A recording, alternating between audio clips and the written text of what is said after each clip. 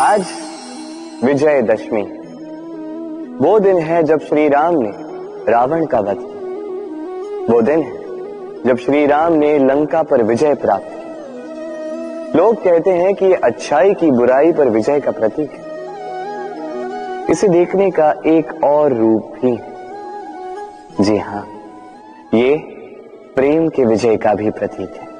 ये परिवार के विजय का भी प्रतीक है। आपको तो ज्ञात होगा ही कि रावण महाज्ञानी था, महाशक्तिशाली था, महादेव का परम भक्त था रावण। अब जो व्यक्ति कैलाश पर्वत उठा सकता था, वो व्यक्ति स्वयं एक कटे हुए वृक्ष की भांति श्री राम के चरणों में गिरा हुआ था। क्यों? क्योंकि राम के साथ लक्ष्मण था, वही रावण के साथ विभीषण भी नहीं था। एक और परिवार में बढ़ता प्रेम था, तो दूसरी ओर परिवार में बढ़ती दरार। स्मरण रखिए, यदि संसार पर विजय प्राप्त करनी है तो सर्वप्रथम परिवार में प्रेम बनाए रखना होगा। परिवार में केवल प्रेम बढ़ाइए, द्वेष कभी नहीं। आप सदैव सुखी रहेंगे और जीवन की हर बाधा पर आप विजय प्राप्त करें। राधे राधे। देखिए, कल जो आने वाला है उसके लिए आज को व्यर्थ करना अनुचित है। हमें इस प्रकृति से यही सोच, यही सीख पानी चाहिए। आज का ये क्षण ये कल नहीं आएगा, और कल जो क्षण आने वाला है वो आज को किसी भी प्रकार से प्रभावित नहीं करता। बस इसी सीख को ध्यान में रखते हुए आप सभी निश्चिंत रहिए। हम सब ये मानते हैं कि हमें जीवन में कभी न कभी किसी न किसी स्थान पर प्रेम होता ही, फिर चाहे वो माता पिता को संतान से हो, ज्ञानी को ज्ञान से हो, किसी कलाकार को कला से हो, आदि इत्यादि। किंतु क्या वास्तव में ये प्रेम ही है? मोह भी तो हो सकता है। अब आप पूछेंगे कि प्रेम और मोह में अंतर क्या? अंतर है बंधन का। जो आपको बांधे वो मोह है, प्रेम में। प्रेम वो जो आपको मुक्त कर विकास की ओर भेजे। चलो आपको एक उदाहरण देता हूं। कुछ माता पिता अपनी संतान को किसी अन्य नगर में पढ़ने के लिए भेज नहीं पाते, अपनी संतान को उसके मित्रों के साथ खेलने के लिए भेज नहीं पाते। चिंतित रहते हैं कि कहीं उनकी संतान को पीड़ा ना पहुंचे, और इसीलिए उसे बांध के रखते हैं। ये प्रेम नहीं है, ये मोह है। क्योंकि यदि ये प्रेम होता तो वो चाहते कि संतान माता पिता की छाव से बाहर निकलकर इस संसार को देखे, उसे समझे, उसे ज्ञान ले, अपनी अनुभवों से सीखकर अपना स्वयं का एक व्यक्तित्व बनाए। स्मरण रखिएगा, मोह से भय पैदा होता है और प्रेम से केवल आनंद। इसीलिए बांधिए मत, मुक्त कीजिए, क्योंकि यही प्रेम है। राधे राधे। कहते हैं सबकी सीमा होती है,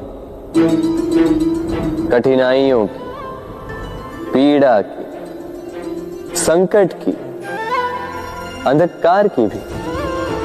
यदि किसी की सीमा नहीं होती तो केवल कड़े परिश्रम की।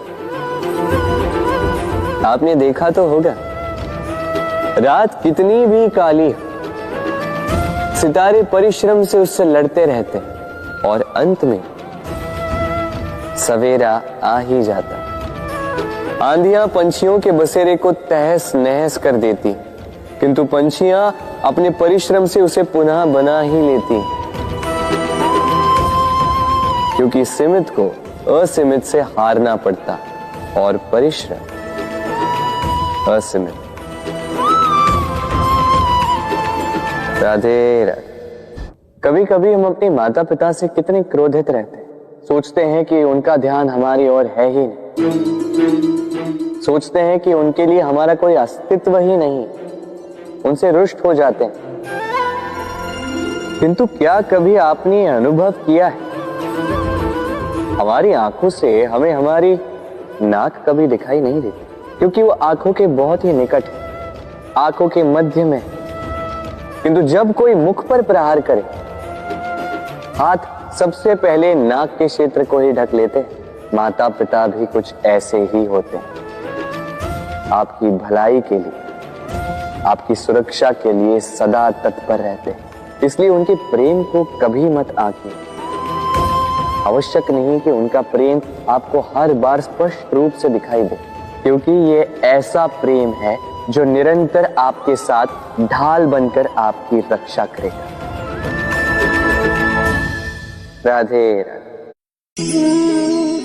नवरात्रि का पर्व आरंभ हो चुका है और ये पर्व अत्यंत भव्य है, क्योंकि ये पर्व जगत माता से जुड़ा है।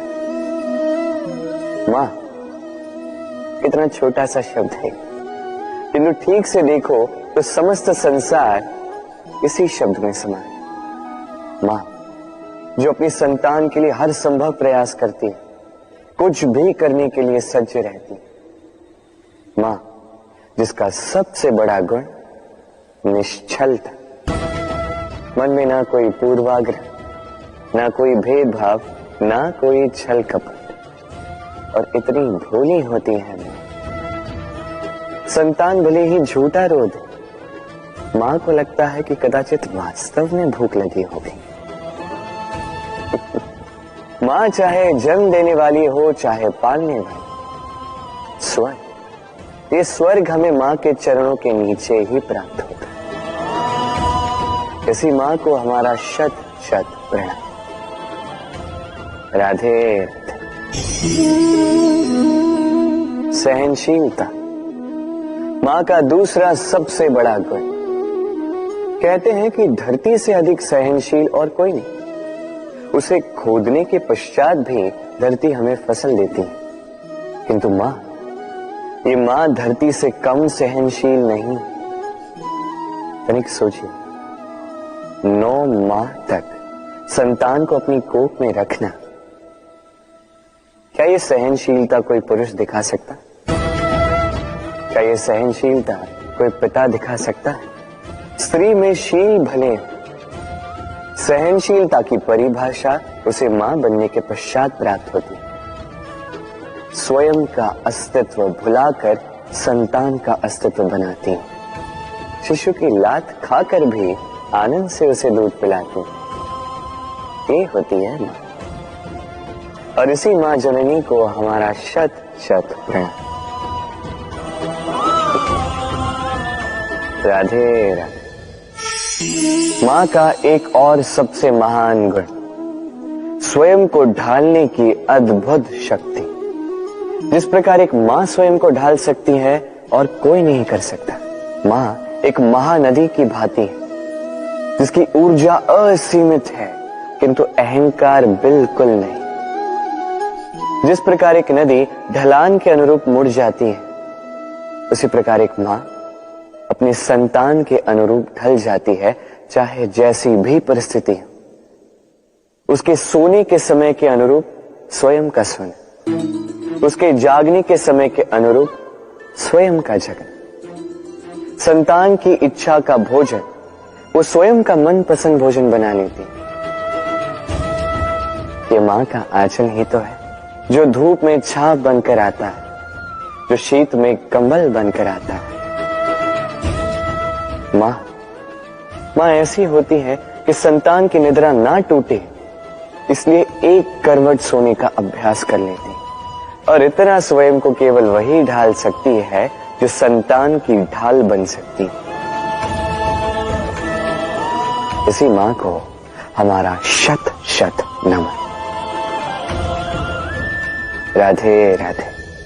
जब हिरणी के शावक संकट में हो, जब उन्हें सिंह से प्राणों का संकट हो, तब हिरणी भी आके सिंह से लड़ पड़ती है, उससे भिड़ पड़ती है, क्योंकि वो मां है और मां अपनी संतान के लिए कुछ भी कर सकती है।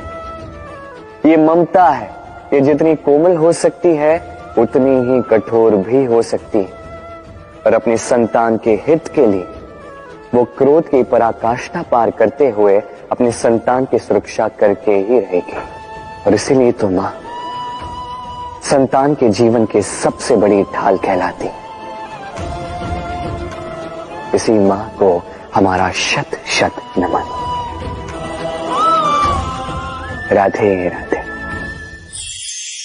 करुणा, करुणा वो भाव है जिससे संसार के सारे भाव जन्म लेते हैं, और ये समस्त संसार ये मां से जन्म लेता है। मां वो व्यक्ति है जो करुणा का सागर है।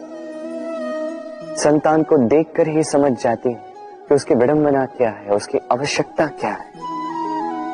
संतान के नेत्रों में यदि अश्रु दिखे, वो देखकर ही समझ जाती है कि उसके शरीर के कौन से भाग में उसे चोट लगी है। संतान के बिना कहे मां समझ जाती है कि आज भोजन में संतान क्या खाएगी। ये होती है मां। मां करुणा का सबसे बड़ा रूप है। और आज के युग में मनुष्य जो है, थोड़ा भी आगे क्यों ना निकल जाए, मां को तो पीछे ही छोड़ देता, मां को भूल ही जाता है। ये भूल आप कभी ना करें, कभी ना करें, क्योंकि मां वो करुणा है जो यदि आपके जीवन से चली गई, उसके पश्चात आप जीवन अवश्य जिएंगे, किंतु कभी जीवन जी नहीं पाएंगे। उसके पश्चात आपके जीवन से आपका ये मूल्यांकन, आपके जीवन से करुणा का ये भाव, ये भी आप खो दोगे। आपकी मां सबसे अधिक महत्वपूर्ण है। यदि मां को खो दिया तो समझ लीजिए सब कुछ खो दिया। इसलिए मां को सदैव स्मरण रखिए, सदैव उसे प्रेम दीजिए, और मेरे साथ कहिए राधे राधे।